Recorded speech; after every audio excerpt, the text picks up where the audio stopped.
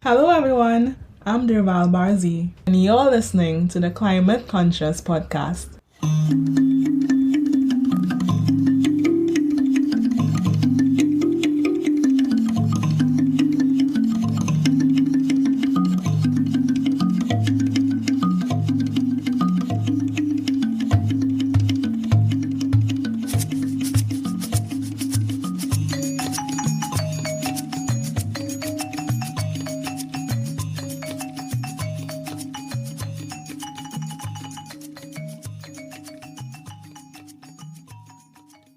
Today, we're doing something a little different. We'll be spending some one-on-one time as we embark on a fascinating journey through the ABCs of climate change. We're breaking down the complexities of climate change into bite-sized, easy-to-understand pieces to enlighten, educate, and empower, because understanding the basic is the first step toward effective action. If you're a part of our amazing Instagram community, you'd know all about the Climate Change ABC series. If not, be sure to follow the Climate Conscious Podcast on Instagram and everywhere else. But before we get into it, I think this is a perfect time for a brief reintroduction for my long-standing listeners or an introduction for the new ones. Whether old or new, I'm glad to have you in the Climate Conscious community. Remember, it's not just a podcast, it's a lifestyle. So, I'm Derval Barzey, an environmental risk management professional for the past 13 years. I started off as an intern in health, safety, and environment, then worked as a specialist in HSC at an oil and gas company, then pivoted to sustainable energy policy. And now I help organizations integrate sustainability in all aspects of their operations and communicate the value created through sustainability with authentic and compelling storytelling. So if you're a small business owner or a larger corporate entity, I'm here to help you become climate conscious for real. So let's get into part 1 of climate change ABCs. Starting with the letter A is for adaptation. Now, when we're talking about climate action, there are 3 main actions that can be taken: mitigation, adaptation, and the controversial topic of geoengineering. But today we're focusing on adaptation. Adaptation is about our response to the hazards associated with climate change. Climate change introduces hazards and impacts such as hurricanes, floods, droughts, storm surges, and landslides. So how do we respond to these? That's where adaptation strategies come in. Because some of the effects are already unfolding and others are highly likely to happen, we need to adapt all of our sectors to withstand and recover from this new reality. So, for example, in the Caribbean, a small island and low-lying coastal areas, sea level rise and storm surges threaten our coastlines, where most of our development and infrastructure is located. Now, one way to adapt is by constructing physical infrastructure to protect the coastline, such as a seawall, as is found in Guyana. Other options include using natural ecosystems, such as restoring mangroves along the coastlines to mitigate storm surges. This is a nature-based approach to adaptation, also known as ecosystem-based adaptation, an approach that utilizes the conservation, sustainable management, and restoration of ecosystems as a strategy to help people and communities adapt to the adverse impact of climate change. Another example of this approach to adaptation is on hillsides that are prone to erosion. We have the option of constructing a retaining wall, or we can use natural vegetation such as vetiver grass to stabilize those slopes. And if we look at the agriculture sector, our food security is at risk due to changing weather patterns, drought, and flooding.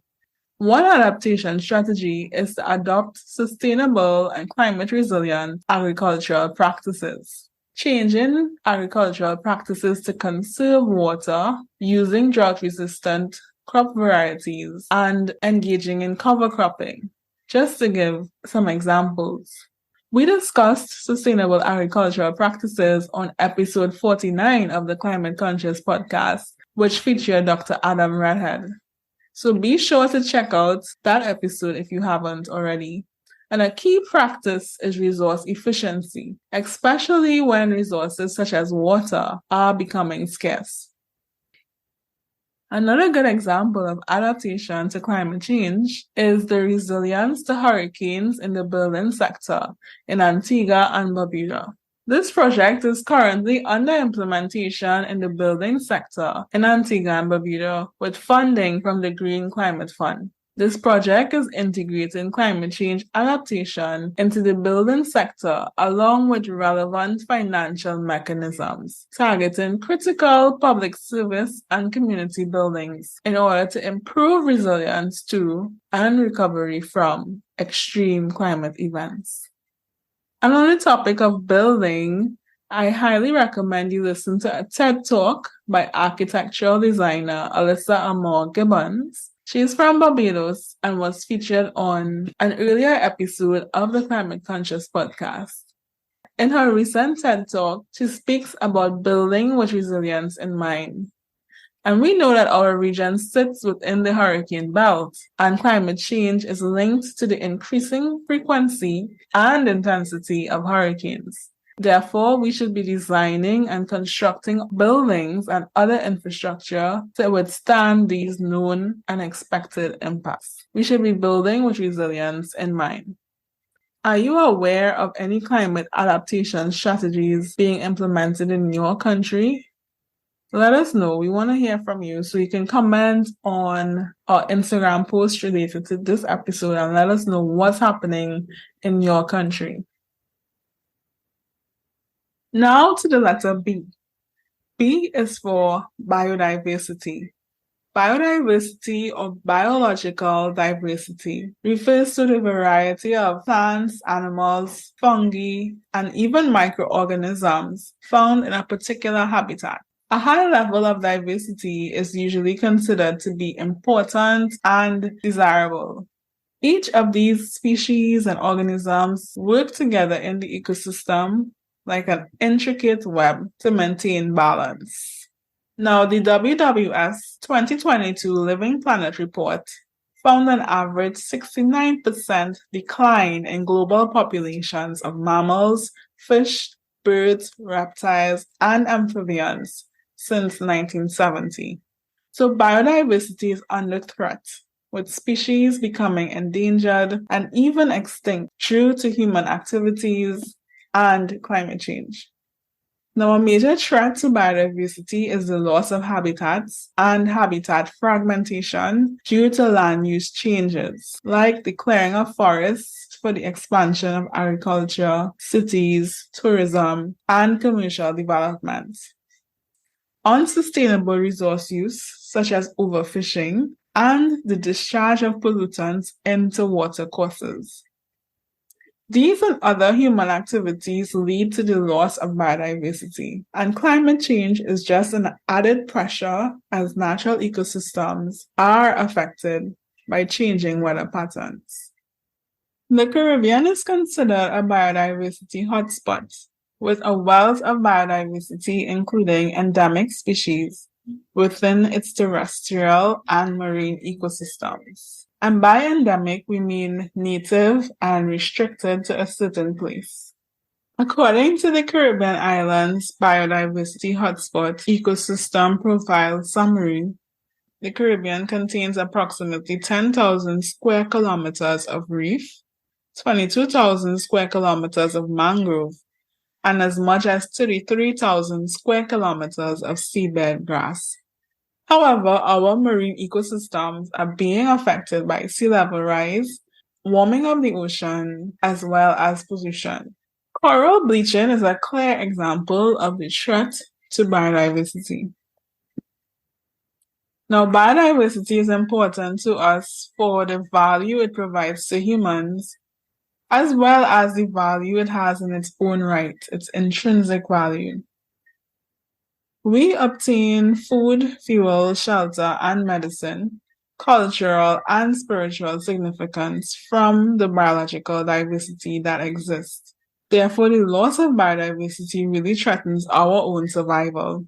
We must take action to ensure the sustainability of natural resources for generations to come.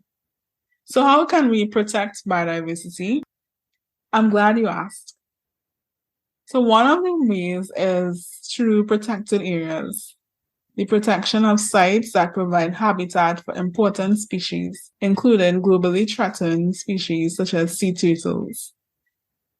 An example of a protected area is the Tobago Main Ridge Forest Reserve, which covers 3,958 hectares or 9,780 acres of tropical forest on the island of Tobago. The Main Ridge Forest Reserve is home to a variety of plants and animals, and it is estimated that the rainforest provides habitats for 12 to 16 species of mammals, and out of the nearly 90 mammal species in the Caribbean region, 24 non-poisonous snakes, 16 lizards, and 210 species of birds. The most outstanding being the white-tailed sea-brewing hummingbird that is both rare and endemic to Tobago.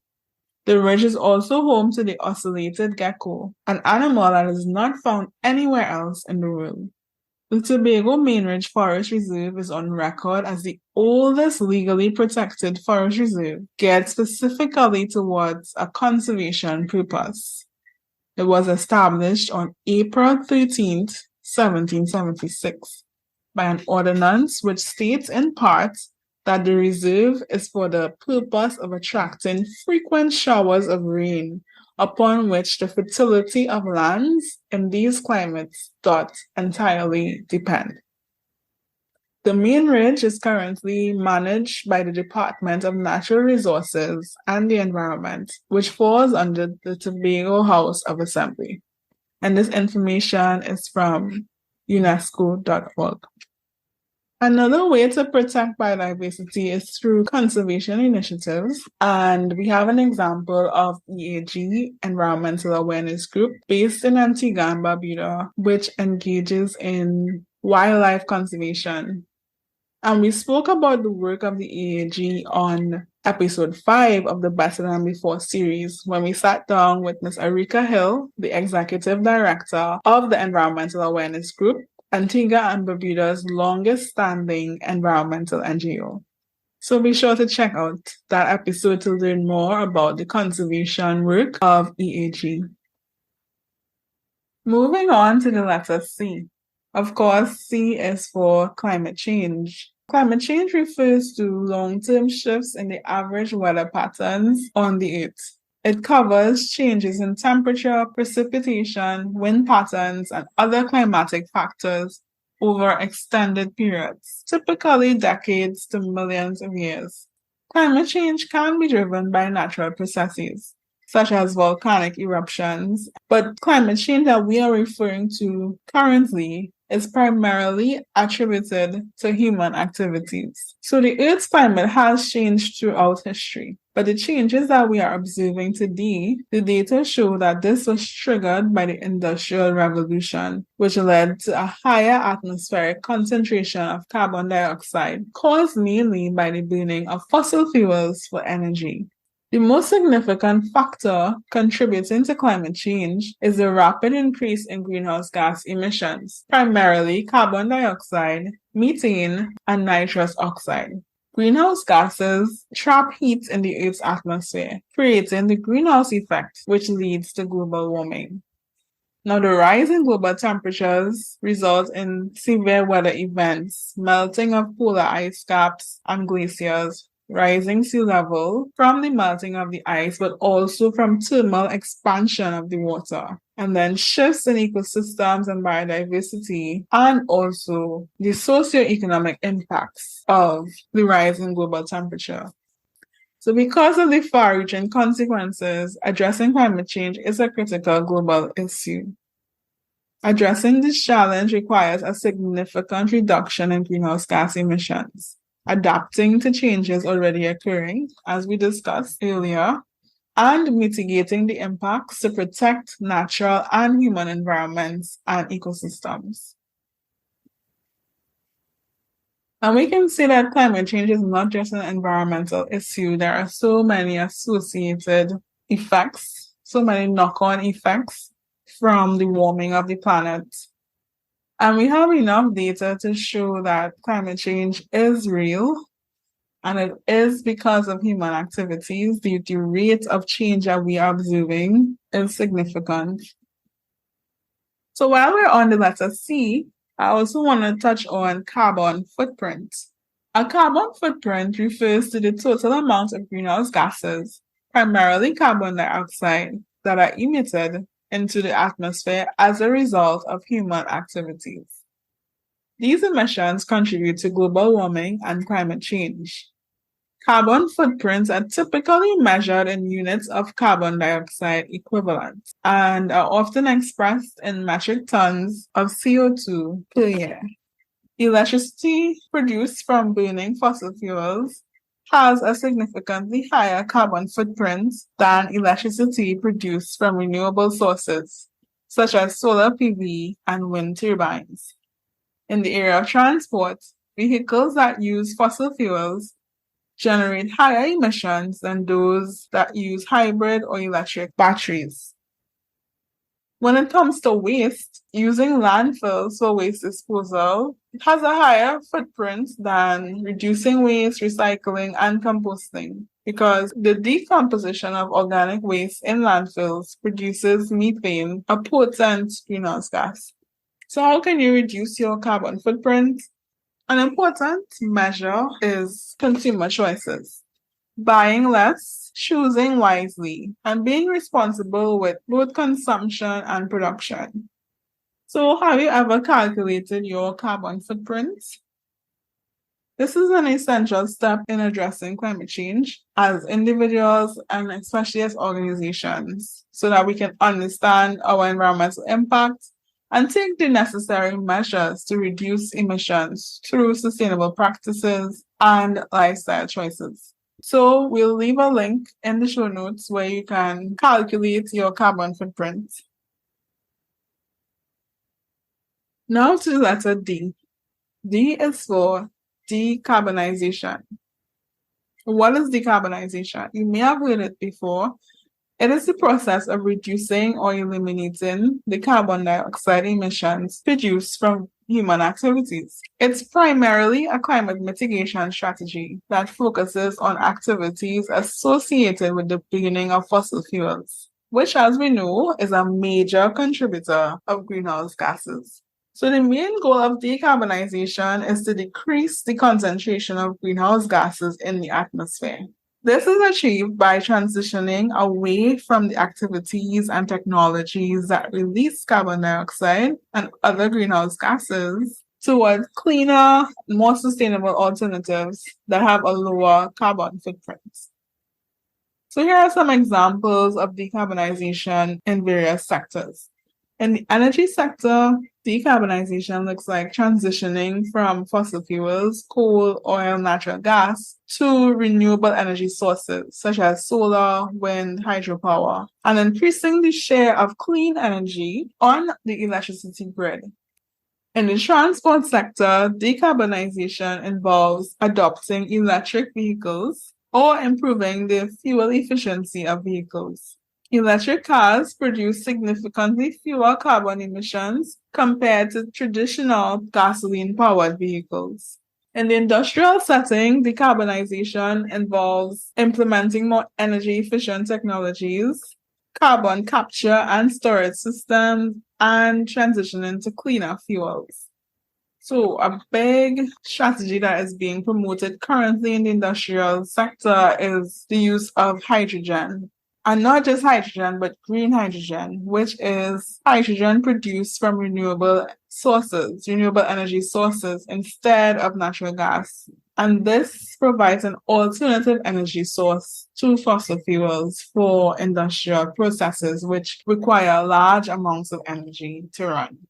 So these are some examples of decarbonization in various sectors. There are many others, for example, in our building and construction. using energy efficient technologies, and this includes green building materials, improving insulation, incorporating renewable energy systems like rooftop solar panels. Essentially, decarbonization is a critical strategy in the fight against climate change, and it involves a combination of technological advancements, policy changes, and individual actions to reduce carbon emissions across the various sectors of society. Is your organization working on environmental and sustainable development issues in the Caribbean? At The Climate Conscious, we believe that amplifying Caribbean voices is pivotal to creating awareness, inspiring change, and fostering collaboration in the realm of climate action and sustainable development. Our podcast reaches a diverse and engaged audience interested in climate change, sustainability, and the Caribbean's unique challenges and opportunities. We want to create visibility for your work and impact. In our new segment, we spotlight organizations taking action for an inclusive, sustainable, climate-resilient Caribbean. Email theclimateconscious@gmail.com to be featured.